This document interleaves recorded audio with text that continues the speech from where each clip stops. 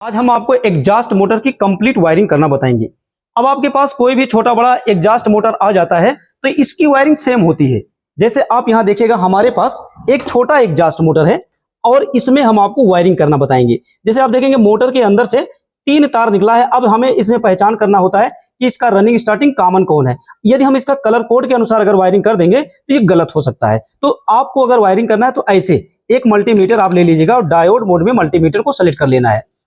अब यहां पर मोटर के अंदर से जो 3 तार निकला है, इसमें हमें रनिंग स्टार्टिंग कॉमन के वायर की पहचान करना है।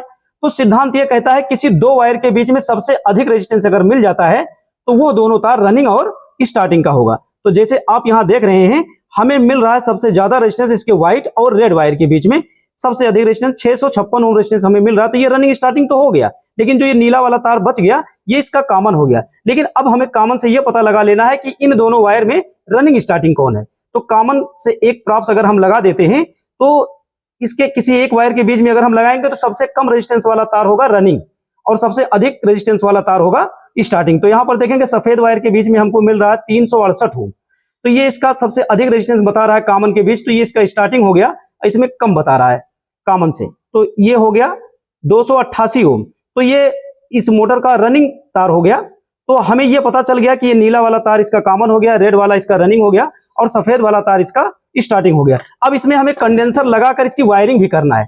तो जैसे आप देखेंगे कि इसके रनिंग और स्टार्टिंग से कंडेंसर से हमें 2 तार मिल जाता है। तो ये जरूरी नहीं है कि आप कौन तार किससे लगाएं, चाहे जिससे। इस मोटर के रनिंग स्टार्टिंग से ऐसे आप वायर को लगा देंगे तो कंडेंसर का कनेक्शन हो जाएगा। अब इसको हमें सप्लाई देना है, तो सप्लाई लीड में देखेंगे एक तार हरा वाला है, तो इसको हमने बॉडी से जोड़ दिया है। और दूसरा वाला तार आप यहां देखिएगा, इस मोटर के अंदर से ये जो नीला वाला तार कॉमन वाला तार है, मेन लीड का एक तार यहां ऐसे सीधे हमें जोड़ देना है। अब मेन लीड का जो ये दूसरा वाला तार बच गया, इस मोटर के अंदर से जो हमने रनिंग तार का पहचान किया है, जो कंडेंसर में जा रहा है, ये रेड वाला तार और कंडेंसर के बीच में देखेंगे रेड तार जो हमने जोड़ दिया है।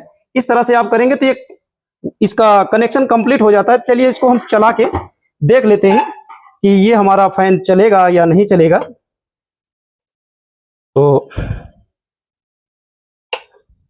ये सीरीज है, यहाँ डायरेक्ट सप्लाई हम देते हैं, तो आप यहाँ देखिएगा फैन हमारा चल गया। तो इस तरह से डिजिटल मल्टीमीटर से आप कनेक्शन वायर की पहचान करके कनेक्शन करेंगे तो कभी कनेक्शन गलत नहीं होगा। Thank you.